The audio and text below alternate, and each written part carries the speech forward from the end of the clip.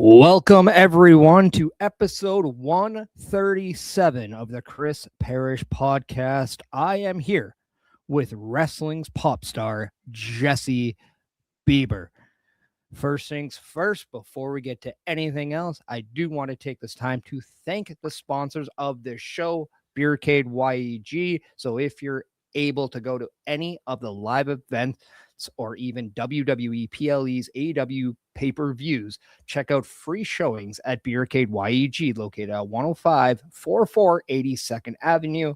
And thank you to W, the official energy drink of the Chris Parrish podcast. Go to w.gg and use Parrish10 at checkout to get 10%. And you cannot thank Turnbuckle Studios more for helping me launch this show. So go to turnbucklestudios.org. I am with wrestling's pop star, Jesse Bieber. Jesse, thank you so much for joining the Chris Parrish podcast. Oh, awesome. Thank you so much for having me. And the fact that you have W behind you, that's pretty sweet, eh? Yeah, they're very easy to work with. They'll actually go with anyone. So I'm going to put myself down a peg and not make myself that big of a deal by doing that. Always got to keep myself in check, you know? But yeah, no, they're great. A lot of stuff. They really know how to support their partners. So I'm very happy about that. Oh, perfect. Yeah, because it seems like they have some pretty good flavors and stuff, too. I haven't had a chance to try them, so it'll be my next energy drink, I'm sure. I definitely suggest it, and the best part is they're very organic in terms of ingredients, so you don't feel like you're like fat or bloated and all that stuff. Oh, perfect. But, I don't like feeling fat or bloated, so. No, neither do I. I'm trying to lose what I like to call my gummy bear physique and then try to get a little bit more in shape. My gummy bear physique. Consider that line stolen. Oh yeah, I'm trying to get that on a shirt. I mean, a lot of people were doing like the dad bod, and then I'm like, oh, father figure, and then Christian Cage took that. So gummy bear physique. That's going to be my thing now.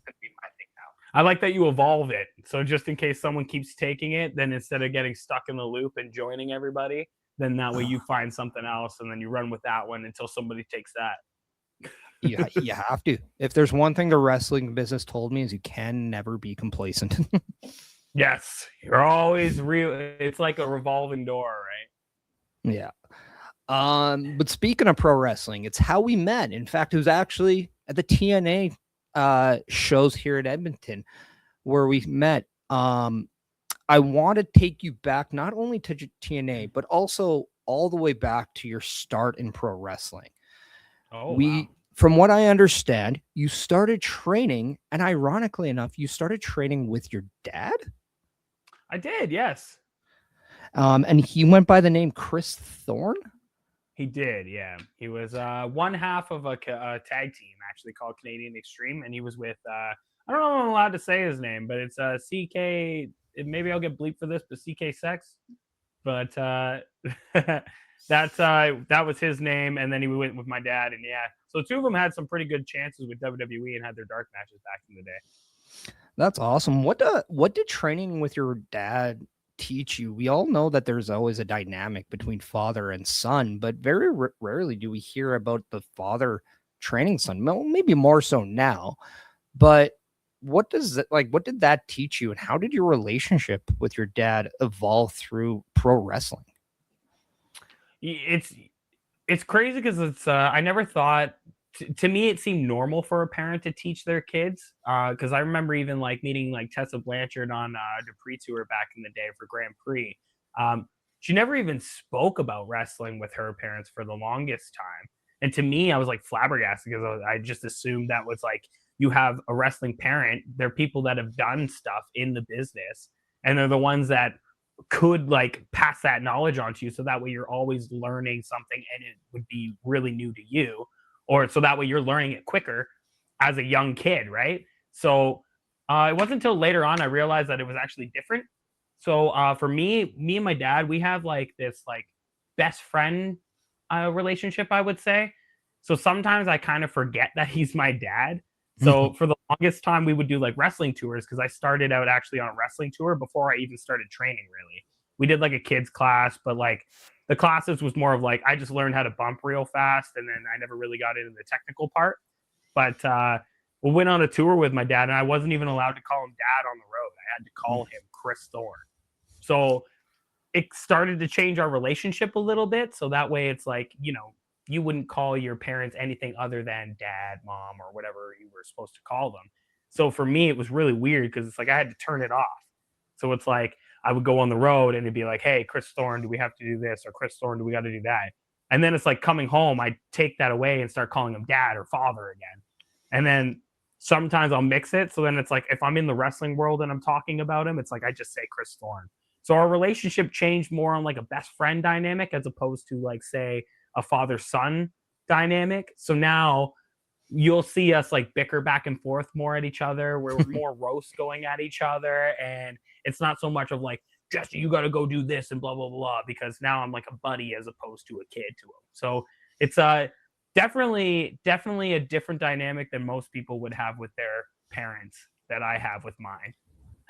I mean, I know I'm in a position where I'm so happy just to have my son even call me buddy or things like that. But to have a relationship so close into wrestling, it almost seemed like you were very comfortable at the very beginning because you already knew someone in.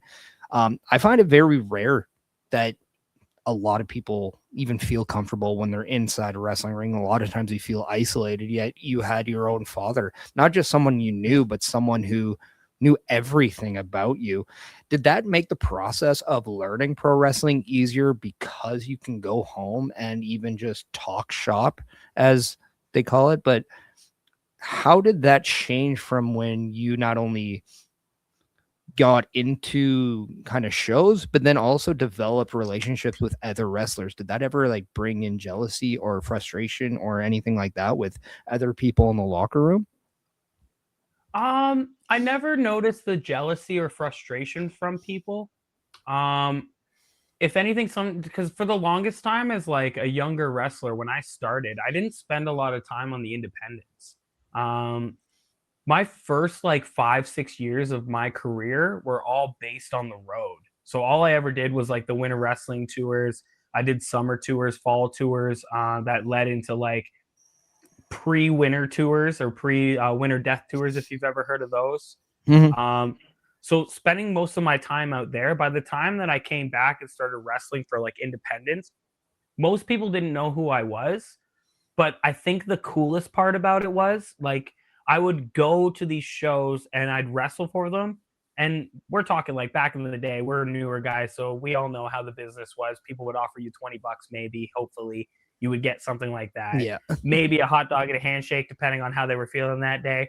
But at the time, it was like, well, I would like to get some exposure. So showing up to these shows, they don't know who you are, but yet you have experience with people that have been wrestling for like 10, 12 years. So I walk in as a 3-year greenhorn, essentially. And then it's like, I know how to work a little bit. I'm not saying I was king or anything, obviously, but I was a little bit more progressed and experienced than say somebody else at my level experience, or should have been at my level experience from traveling so much. So a lot of times I just got a lot more like surprises from people. So we're very shook because a lot of times they're like, who is this kid and how does he know how to work? Where did he come from? So now it kind of sucks because now it's like, oh, I've been wrestling for over 15 years and now people just assume you should know how to work, because if you don't, then it's a real issue. But at the time, it was like one of those cool little moments where it's like, oh, we don't even know who this kid is, but yet the kid can work. And believe it or not, a lot of people didn't even know my dad was Chris Thorne.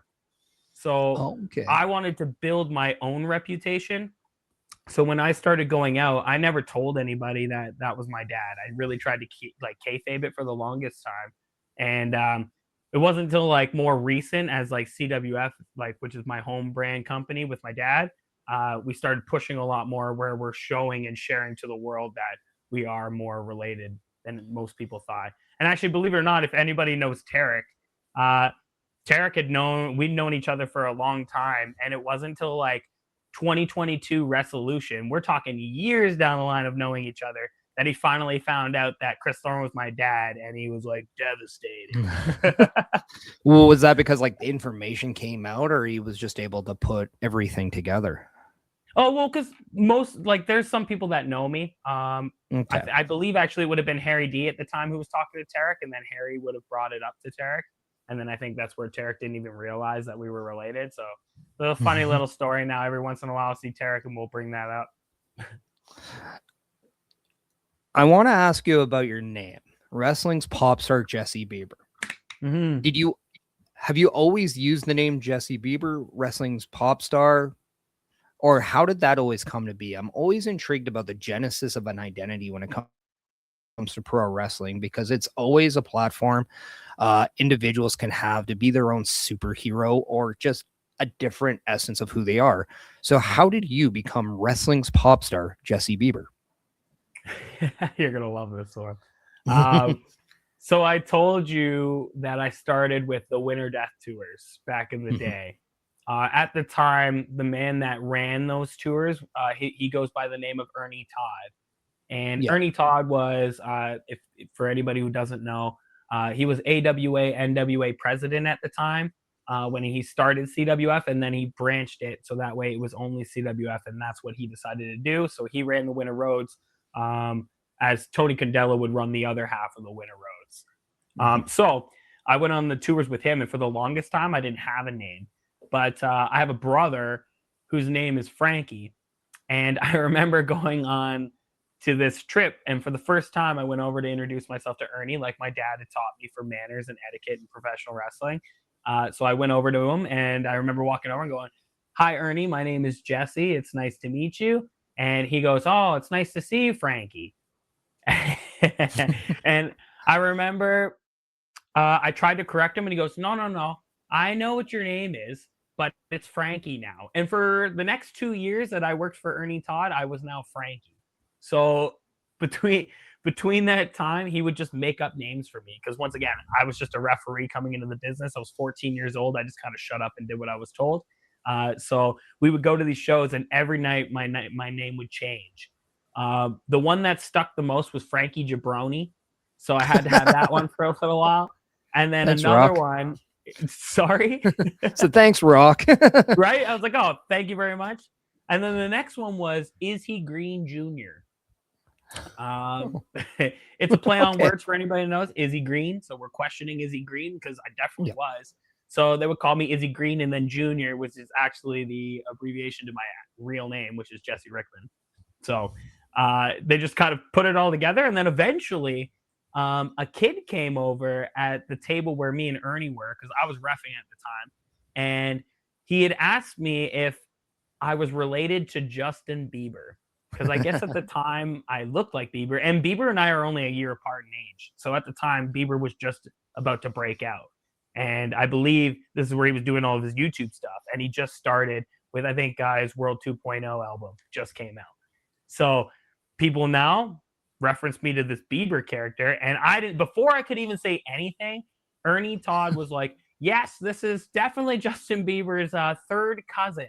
So make sure you go tell your friends and tell them to come to the wrestling show because we have Justin Bieber's third cousin here at the show. And I've never seen so many people turn up to a wrestling show in my life.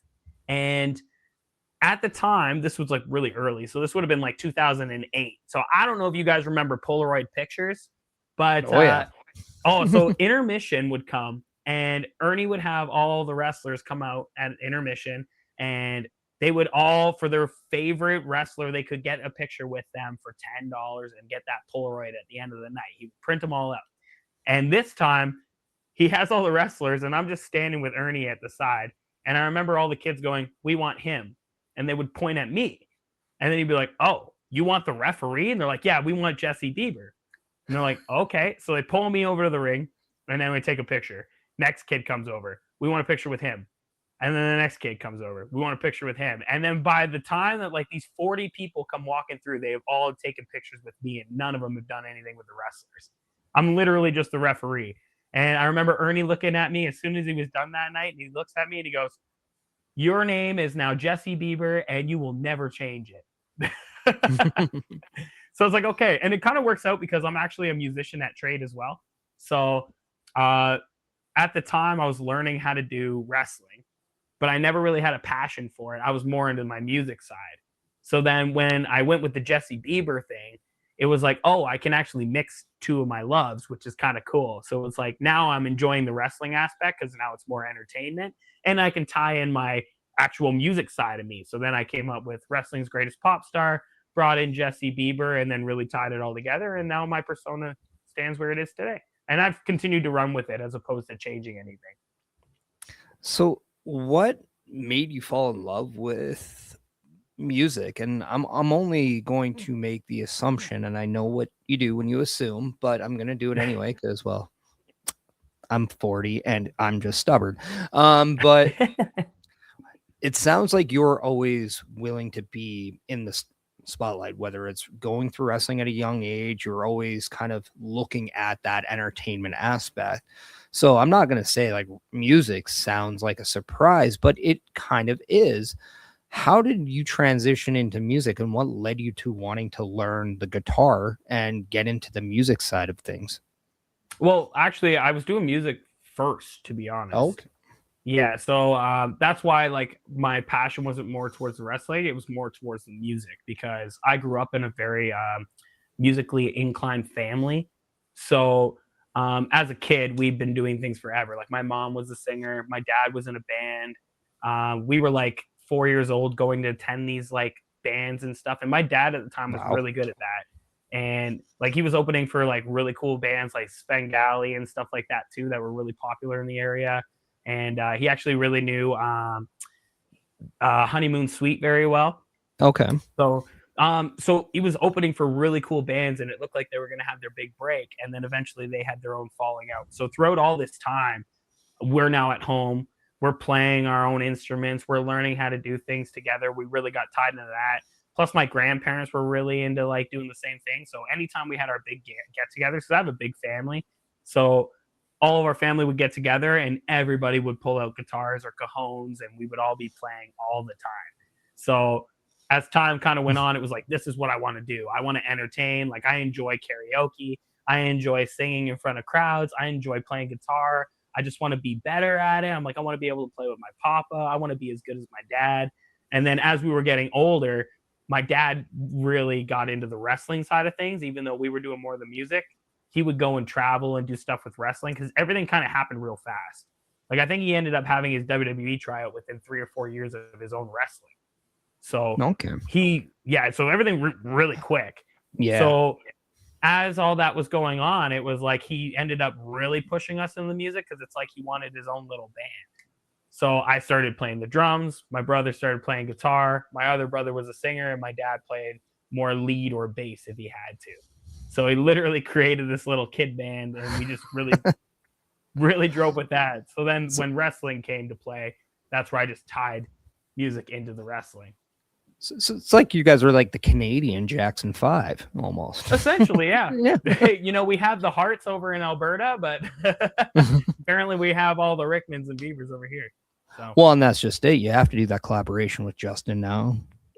I'm probably the biggest Justin Bieber fan ever. Like because of the fact that I've had to like pay attention to everything that's happened throughout his career. So then that way I can relate in my wrestling. So that way, because I think that's kind of the good news too about us being the same age. It's like my character can never outgrow me because I'm 1 year older than him. That's it. So it's like we're always evolving together.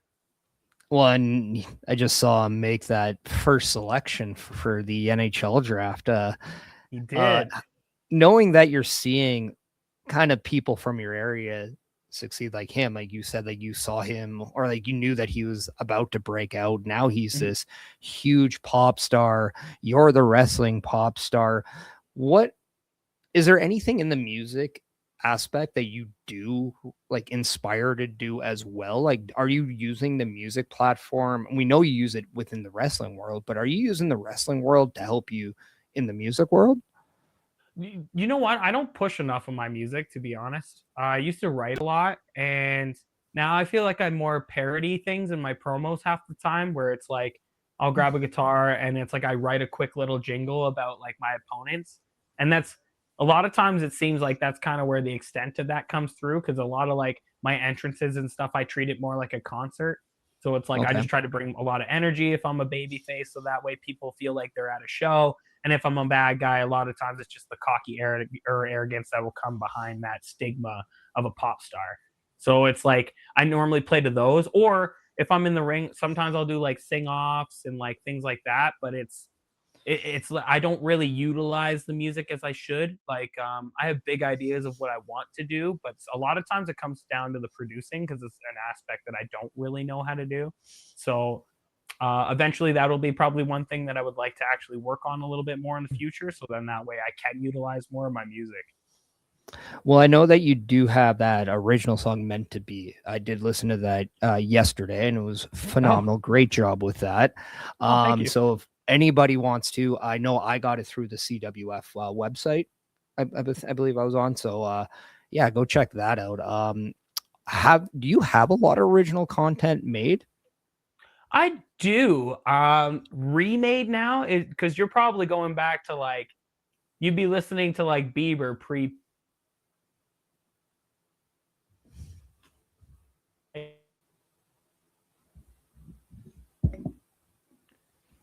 Yeah, so I feel like a lot of like my original music is really old, so I feel like I have to re-record a lot of it. But I do have stuff that's out there, whether it's actually on YouTube or anything, because I don't remember putting it on SoundCloud or anything like that. So I know it's not on Apple Music or Spotify or anything like that, which I might actually look into to see if I can get it all on there just to have some content out there. So I'll definitely look into that. But I want to write some new stuff and get it out there. Awesome. So if anybody is interested in any of your music, just go to your socials for any more like information. And the socials are just down in the description. So that shouldn't be that difficult for everyone. But I do want to kind of cater that back into wrestling because I did notice that you had some matches with Alex Shelley. Alex Shelley is someone I've been watching ever since the initial Ring of Honor days. So obviously those caught my eye. Big Alex Shelley fan. I think he is one of the most underappreciated technical wrestlers of all time. What was working with Alex Shelley like? And was he initially that quote unquote big break for you in the wrestling world? I don't know if I would say my big break, but definitely like he helped me a lot in the ring. Like I always find when I get a chance to work with names like that, I always learn something or I can take away something from them. And Shelly, it's his intensity and aggression when he gets in the ring with somebody, and everything just seems so real. Like even to the point where it's like we get together and we're going at it, it's like I feel like it's real. Like I'm like, oh, did I do something wrong, or like did I mess somebody up, or like maybe I owe him money. I don't know. But yeah, no, he's like Alex was a pleasure to be in the ring with. I really enjoyed him. I can definitely say I'm very grateful for the opportunity to have two matches with him, which was really cool. And even when we had our singles back in like I believe it was 2023, it would have been because I believe that was our next resolution that we had because it carried away where he actually took the belt from me at another local promotion, and then he came and wrestled me at Resolution, and that match was one of my absolute favorites because it did break down into the machine guns, which was that's a dream for me. I was like to be able to be in the ring with like the Motor City Machine Guns. I was super excited. So now having Chris Sabin and Alex Shelley across the ring from me, and then my partner Santino Marella. I was like, this isn't it's not normally a team that you would normally see get together. So it was a lot of fun. So I definitely learned a lot from Shelley, and he's absolutely incredible. But he definitely made things pretty sweet. I can only imagine just like the time you got told, yeah, you're gonna be in the ring with Alex Shelley, and you're like, okay, cool. Oh, and then Chris Sabin, what? And your partner Santino Marella, you're like, okay, what? You know what? It's actually funny because it's originally it was just going to be me and Shelly, and then we had a cool idea, and it was after mine and Shelly's match at the local promotion we had that we got talking to him about like one of our ideas for Resolution, and then we told him that we wanted it to actually be myself and Josh Alexander versus Motor City Machine Guns, and I remember when we first chatted about it, Shelly was telling us that Sabin wasn't really taking bookings.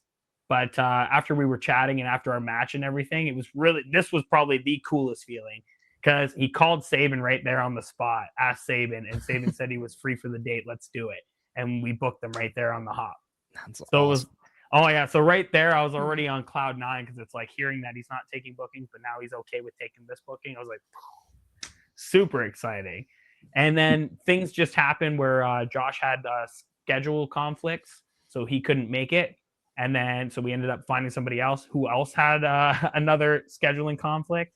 So my partner kept changing back and forth. So we had no idea who was going to end up being on my side. So then it kind of worked out that we ended up having like Santino kind of come to the show, and then we were like, oh, let's actually use Santino. This would be fantastic. And then I was like, I couldn't have asked for a better partner. We were.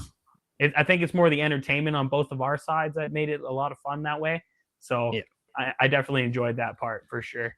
Well, it just sounds like a lot of different styles, and one of the best things, or one of the best ingredients to always add to a wrestling match, I always feel, is just something different than what everyone else is bringing. Yeah. Because I always say that style clash is always one of the best things to a wrestling match. And I kind of want to ask, I know you've said you like to do the parodies, or you like to kind of have that entertainment in your entrance, but when it comes down to the in-ring action, how do you describe your in-ring style? That's a great question. I like to think of myself as, I like to think I'm versatile. So a lot of times it doesn't really matter what style I'm working to. I find that I can find a way to make their stuff fit somehow. So then that way everything can make sense. Because I'm very much like a storyteller. I do enjoy my stories when I'm wrestling, and I do enjoy the entertainment. So it can be the most ridiculous thing that we decide that we're going to do in the ring. But it's like, as long as it makes sense and how we're going to do it or how we make it happen, I find that's more of where my brain goes to when we're putting matches together. But if you had to give me like a full blown style, I like to think I'm more of like showboat Canadian strong style kind of guy. Fighting spirits in me. I'm really huge fan of Japanese wrestling. So when I get the opportunity to work with like Japanese wrestlers, I love it because now I can work with their fighting spirit as well as my entertainment side. So it's really cool. So I would probably say I'm more in that aspect. There always seems to be a very easy connection between the Canadian style and the Japanese style. I think it has a lot to do with just how snug both styles seem to be, and it just feels like that fight, or like a real fight. What attracted you to the Japanese style, or if it was just that?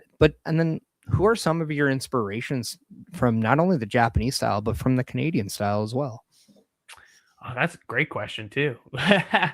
My Japanese interest came when I did the Grand Prix tour in 2015 with Renee and Emil. I had the pleasure of meeting a couple of the guys out there, which was Seiya Sanada at the time and Kodama. And Kodama, if nobody knows who Kodama is a reputable student of Tajiri. And my God, it was like wrestling Tajiri when we wrestled. So the guy is so good. And Sonata speaks for himself when he wrestles. Yes. So between the two, it really intrigued my like interest in wrestling. Because at the time, once again, I wasn't really watching a lot of wrestling. It was very much the ruthless aggression era where that was more of my favorite style. But then it's like I needed to like branch my mind out in wrestling if I was going to try to be more creative with how we did things. So Sonata and Kodama definitely opened my eyes to a lot more. That's where I started watching a little bit more. So like Kenta, he was one of my favorites. Kabashi, as I started watching a little bit more. If you get to more of the Canadian side, I really looked up to Cody Deaner for my storytelling. Yep. He definitely helped me a lot because we had a lot of matches together where it's like anytime I had a real question that I needed to figure out how to tie a story together or how to make things make sense, he was always the guy that had the answers. At the earlier times too, I mean, my dad is obviously a big influence in me. If it came down to like more psychology, Ernie Todd was a huge one. Tyson Dukes was more of the technical wrestling side that I really enjoyed. Yeah. And El Tornado, actually.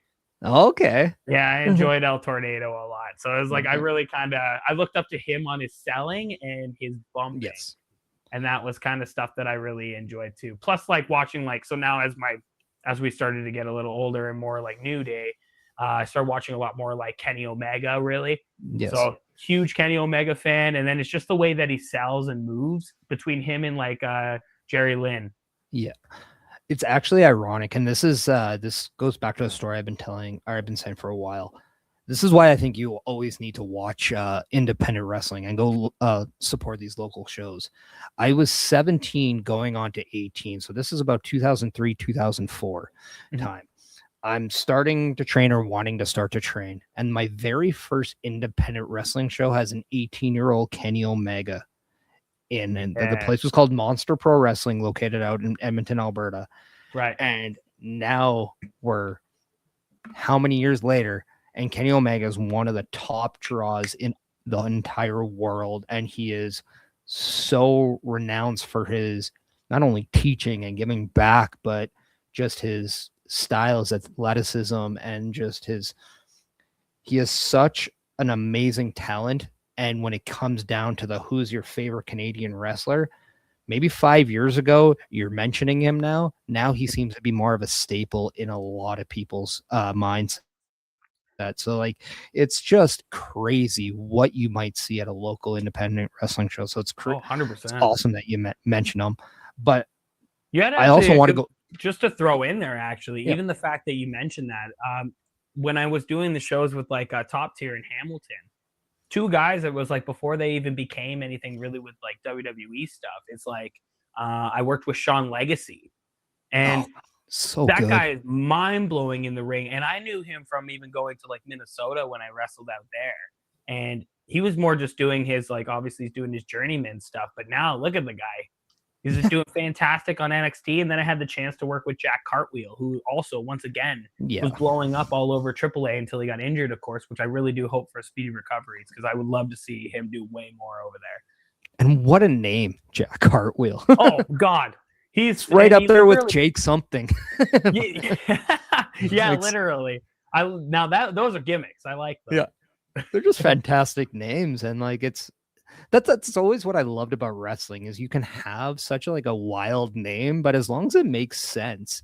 And that's why I always get a hoot on the 2K games with some of the guys that are just made. It's like, oh, you got Cassie Clothesline, or you got Danny Dropkick, and they're just good names that you'll find in like a local wrestling company in like probably like a weird town in Canada. Oh, 100%. I was gonna create this tag team called Freddy, or I can't remember the tag name, but I was gonna name the people Freddy Frogs and Tommy Toads, and they're and then have their manager Lily Pads or whatever it was.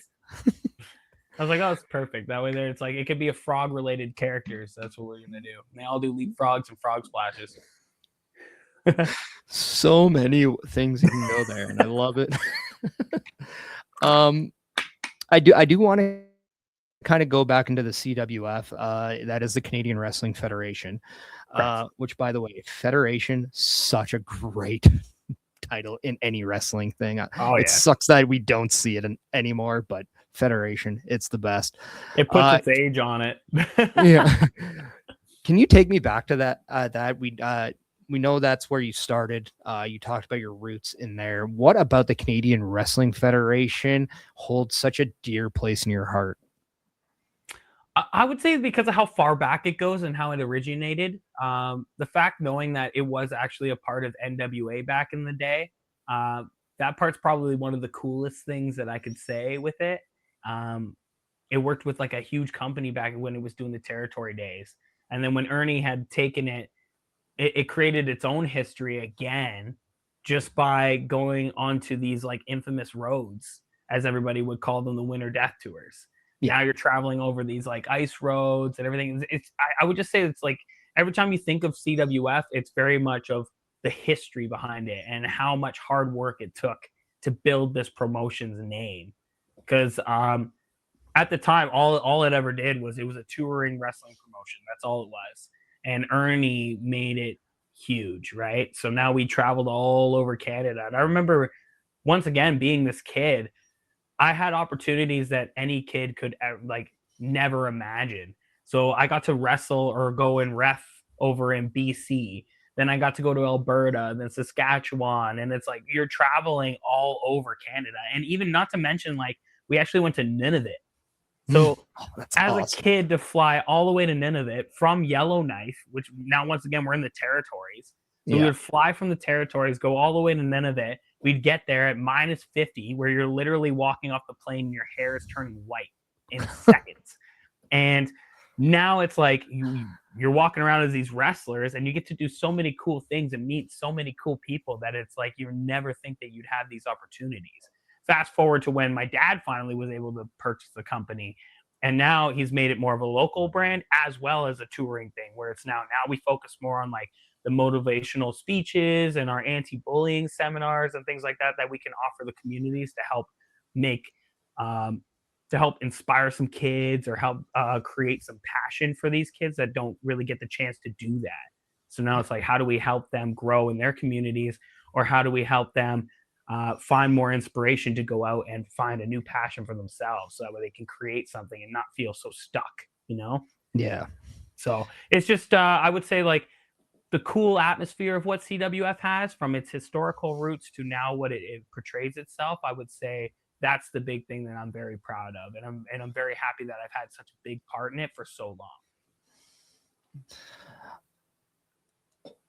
We talk about CWF and how that holds such a good spot in your, not only your story, but we know that your story is not over. What is there left to do in the world of wrestling that you want to accomplish? What is your main goal in pro wrestling? Oh, definitely be signed to WWE. I want to wrestle on a WWE ring so bad. I'm very blessed to say that I had the opportunity to wrestle with TNA Wrestling, which is another huge pact of my life. Like, if I was signed to TNA and that's all as far as I got, I'd be very happy with that. I love everything about TNA. I love the back locker room. I love all the people that have a hand in it. I love working with, like, even like the ring crew and all the production people that actually work over there. Fantastic people. They all treat you like your family. And I ended up going to Bound for Glory last year, just as an example for a story. And I'm in Boston, and I had full intentions of like sleeping in my car essentially. So I was like, I'm not gonna go do hotels and stuff. Like, I'm used to going on the road. I'll just sleep in my car for the night, go to the gym, shower, work out, do my thing there, and then go to Bound for Glory. And none of them, like all like the talent relations, all of like the other guys, like the referees, like none of them would let me sleep in my car. So it was like they were full blown, like, you're not doing that. We have a room, you can go sleep. And I get to sleep with Frank. That's amazing. I'm like, you know what? I love Frank. So if Frank's okay with it, then I'll definitely do that. And then, yeah, he turned out to be fantastic. And then it was like, just knowing that you have such a good environment of people that they just refuse to let you sleep in your car, or even like be on the the crap end of the stick, essentially. They want to make sure that everybody's okay. And I'm literally an extra guy. So it's like, I'm a nobody to these guys, but it's like, yet they were so willing to take care of us. So TNA has my heart forever. But I mean, like, the ultimate goal will always be WWE. I will say what I was just absolutely mind blown about when the time we met, but we met at TNA, was just how fan friendly, how different that experience was. It was almost like going to a local wrestling show and seeing the welcomeness atmosphere to it. Yes. But they're a larger than life promotion as well. And they have this 20+ year history behind them. They're a place that once had the megastars of Hulk Hogan and Sting and Eric Bischoff. And they once competed on Monday nights against WWE. And they still have this mentality. It's, in my eyes, one of the best wrestling promotions out there. Really, 100%. And just a staple of what a good company should act like. Clearly, I can tell, like, with a lot of people my age or just slightly around there, and I know you're well younger, so I'm not aging. I'm not too much younger. I'm 33, so I'm trying to make you bookable. Nobody wants 40 anymore. Hey, you know what? Not 5'7", 40 who looks like the gummy bear. No. They want a wrestling pop star. A gummy bear talent. You never know. I'm a gummy bear grappler, man. Come on, nobody like me. We'll call him the Haribo. Yeah. Oh, that could go in a weird world. It could. But what I'm very intrigued with is a lot of people always had WWE in their mindset. Then AEW comes in and they really changed the narrative, changed the game in the wrestling world. What did AEW do for somebody like you who essentially gave you another option of where to go? Do you always look at WWE as where you want to go, or do you look at AEW as the viable place? No, WWE has never changed for me. It's always been WWE. I've always had the options to me. If you handed me a platter of like all the places that I could go to, WWE will always be my first pick. TNA, I love everything about TNA. I would pick TNA any day over the week. Even sometimes it's like I have no problems with AEW at all. I just want to throw that out there. I do think they have incredible athletes, and I do think some of the stuff they do is it's incredible. I just don't think that I would fit more of like my side of my wrestling because I'm very much entertainment, and if I'm doing anything like that, I don't know where they could make that work because they seem to be more go go go. Let's make things happen quickly, right? Yeah.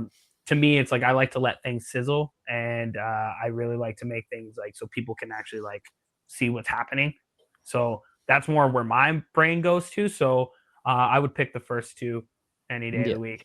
And plus, like, it's actually really cool to see. So it's funny because as I wear an ROH MLP shirt, I wasn't gonna say it's another thing too that I find is amazing because I do like the fact that one huge thing I love about AEW is they're willing to partner up.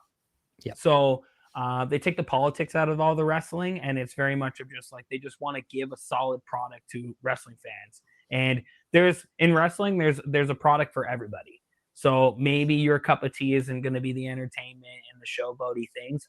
Maybe it's more of the go and like getting your butt kicked and seeing how fast and athletic these people can really be. And I think it's cool that now in professional wrestling, we have all these aspects for every wrestling fan to watch. It's like we will cater to anybody now at this point, and it's kind of cool. And now that they're willing to partner up with people, I do find like even like for ourselves, a lot of our opportunities are opening up a lot more. Even with like say Maple Leaf, I find Scott D'Amore is absolutely crushing it with Maple Leaf. I like Nikki Storm is now there. Yeah, I literally just saw that too. The talent and names that he's been bringing in, like Andrade, is coming too. And to me, it's incredible because like I said, it opens doors for guys like ourselves, especially being Canadian talent. I know Maple Leaf really prides themselves on their Canadian wrestling talent. So even though they need to bring the names in to make some things really happen for drawing power and then making sure that we have the experience to work with, they give those experiences to guys like myself so that way we can actually work and like stand on a great platform and really learn TV properly, which is absolutely blessed. And I thank you, Scott D'Amore. If you get a chance to watch this, I appreciate the fact or all the opportunities you hand us. So thank you for taking care of us. And, yeah. Well, let's go right there. Maple Leaf Wrestling, absolutely fantastic. We know the history of MLW in Canada. Now that it's been almost resurrected by Scott D'Amore, I know like there's a lot of I have a few friends in there, but what does MLW represent in terms of the Canadian field? It's because I don't know if you can see, but I do have an old CNWA championship right down there, and I know that was trying to resurrect Canadian wrestling from a province to province wide. Didn't really happen, but it seems like Maple Leaf Wrestling really is captivating the country. Yes. What can you talk about Maple Leaf Wrestling? And shout out to the guy with the greatest push-up, Michael Allen Richard Clark. I love him, by the way. He kills me. Yeah, like honestly, I'm not much to say other than the fact that I think they gave the person you couldn't have asked for a better person to run Maple Leaf Wrestling. I do believe D'Amore was the guy to do it, and the fact that he's the one to make it happen, because I'm not gonna lie, I don't fully know the history of who ran it before, but I do know like some of the great talents that had come from there. So I don't know how Demore pulled it off and how he got the name Maple Leaf, but I gotta say, like, you couldn't have asked for a better person to run it, because now this is a person with he's got star power himself. He's a Canadian-based hero, basically. If you want to look at like our veterans in Canada, and he's probably one of the most known, I would say, being the guy as like a promoter. Because how many promoters do you sit here and we list off right off the top of our heads of who you think your prime promoter in Canada would be, and right away your head goes to Demore. So it's a guy that's been taking it all over Canada, which I can't wait to see where else he goes with it. I know he spends a lot more time in Ontario, which once again is great for us because we're all in Ontario. Windsor is his home base, which once again, he's really created that from the ground and up. So now the fact that he can run a show there every single time and sell it out is incredible. Yeah. And also, I mentioned Michael Allen, Richard Clark. I'd be really remiss if I also don't mention Giselle Shaw, also a great friend of mine. Yeah. I have to play favorites, and I have to be honest and just fair. So but no, Scott D'Amore, it was absolutely shocking to see him depart from TNA, but what he's been able to do has been very positive, not only in the wrestling world, but the Canadian wrestling world, where I've always said, like, this isn't just me as a Canadian tooting our horns, but if there's one thing Canada doesn't do enough of, it's promote ourselves as being good in the wrestling business. We have some of the best wrestlers, whether you can go all the way back to Pat Patterson, to your Bret Harts, Owen Harts, and then to Kenny Omega, Chris Jericho, Natalia. And then you can Edge, Christian. Yeah, like there is so much. Like Sami Zayn, Kevin Owens, I think are just phenomenal as well. And then but the who's who like coming up now too. And Santino Marella, his daughter, who is absolutely crushing it as well. But we don't. I feel as a nation, I would love to see that World Cup kind of a thing become more of a global series. So if I was to do that, and I'm going to use the Heart Foundation with the 5 members as my example, but if you were to take your Heart Foundation stable team, you don't have to call it Heart Foundation, but if you were to call it, if you were to do 5 individuals, at least one woman, who would you be putting in there in today's crop of Canadian superstars? And let's go in the local community, like in the local independent scene. Okay, so not signed. No, let's give a shout out to the ones that need to be signed. Oh, this is gonna be you can one. And you can put yourself in there. Oh, well, I mean, there you go. There's one. So if I throw myself in there as a cheap pop, I'll throw there, and then, man, this will be a tough one. Because I try to think of like a bunch of different things of like how people would deserve it. So it's like, once again, it's how they're pushing themselves in the media eye, their overall talent in the ring, look wise, people like characters in the back, by the way, which I find is probably the most important thing on somebody is how you hold yourself. Because we're only in the ring for 15, 20 minutes. So how do you hold yourself in the back, and how do you hold yourself with fans and people? That's a big thing to me. So I'm going to throw Reverso on there. Okay. Reverso, in my opinion, fantastic human being. I love that guy to death. I do genuinely believe that I'm been working with Maple Leaf because of Reverso. I don't think even D'Amore would have even looked my way unless Reverso was like, hey, let Jesse come and wrestle and let him just wrestle in front of you. I would say I have a good relationship with D'Amore now, which I do like D'Amore. He could be the manager. Sorry? He's the manager. We'll go with that one. Yeah, he could be the manager of the group for sure. I'll give you an out so you can have D'Amore and then the 5 as well. Yes. Okay, perfect. So let's say, we got me, Reverso. See, I don't know, because a couple of those guys are actually signed with Maple Leaf. Would you say that counts or not? We'll put it to non-WWE, TNA, AEW, and NWA. Okay. So then, I'll keep Reverso on there. I want to say Bryce Hansen. Okay. I do love Bryce Hanson. One guy I'm going to say too, because I absolutely love him as a human being. I think he also looks amazing, and we've had some real great creativity together. Is Bobby Sharp. Yes. I love me some Bobby Sharp. I He's probably one of my best friends in the wrestling business, I would say. I would not have a career if it wasn't for Bobby Sharp. No, not at all. No, he was my first match as a husband, first match as a father. He was in my wedding party. I love that guy to death. Bobby Sharp, in my eyes, should have been signed by WWE 10 years ago. Yeah, he's one guy that I've like waited to see something great happen for, and unfortunately, every time it seems like he's got something, injury happens, and it sucks so much. And I'm like, man, sometimes it's just the bad luck, man. It's just bad luck. And in my opinion, he's one of the greatest guys in Canada, and I will always believe that because like I have spots that I use to this day because of Bobby Sharp. So between the two of us coming up with some real cool stuff together, and one of them was musical chairs.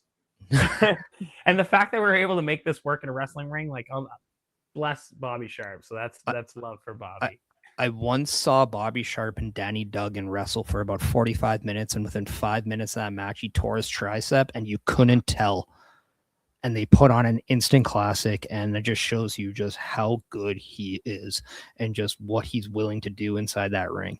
Yeah, he'll push right through. He doesn't even care. It's and crazy. And then he did like a tryout and was told he was too small, but he couldn't train.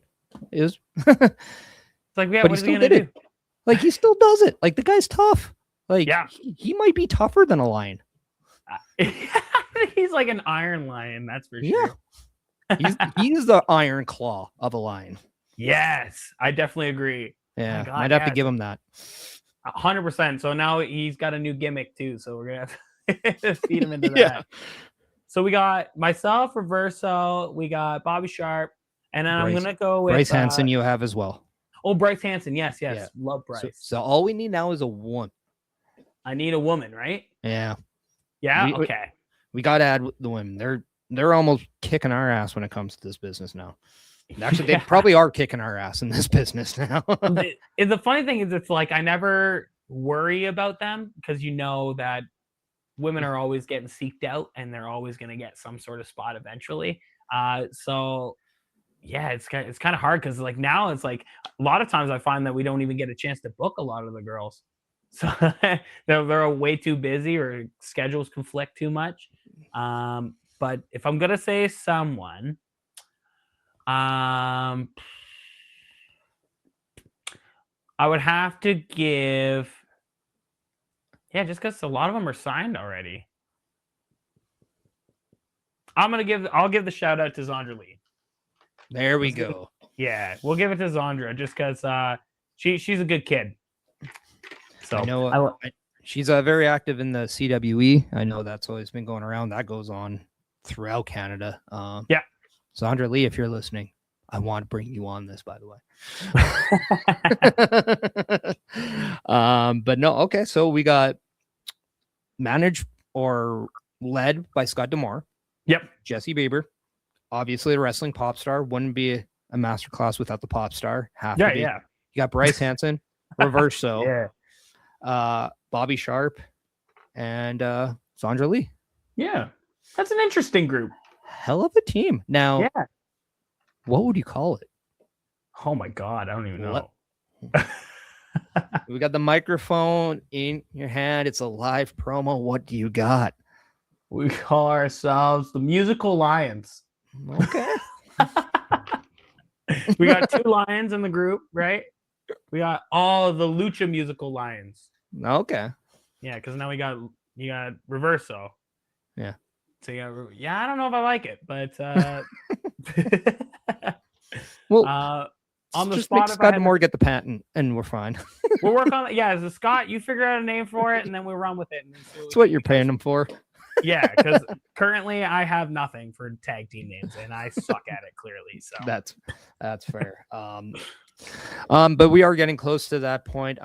First off, I just want to thank you so much for not only offering your time, but sitting down and doing this. If you're always welcome back if you ever want to do this again. Thank you. Until then, where can everyone find you and what do you have coming up? This is July 19th. So what do you have that you know of coming up wrestling wise, and where can the people find you? Anything that's close to wrestling's Popstar on Instagram. I'm most active on there. You can find me on there. I do have a TikTok, Wrestling's Popstar as well. Don't use it as much, but if you really want to see stuff, Instagram's the way to go. You can go to YouTube, search me up there. There's always new matches coming from Reaper Wrestling, CWF, or Maple Leaf, whoever ends up having something in mind. You will find some matches on there. I do believe the next shows that would be coming up for me, I'm probably going to have to say, you may be able to come see me in August 8th and 9th over at Maple Leaf Wrestling. So you can come see us there. And and some more to be told in the future. So that's all pending. Awesome stuff. And once again, thank you so much. I do want to let everybody know this has been episode 137 of the Chris Parrish podcast with Wrestling's Popstar, Jesse Bieber. I'll see you next week for episode 138, where we talk a little going into SummerSlam. We'll call it Summer Skull. Trust me, as a Saints fan, I hate putting that. But nonetheless, episode 137 of the Chris Parrish podcast. I'll see you next week. But more importantly, be happy, be healthy, be yourself, because at the end of the day, you matter. Yeah.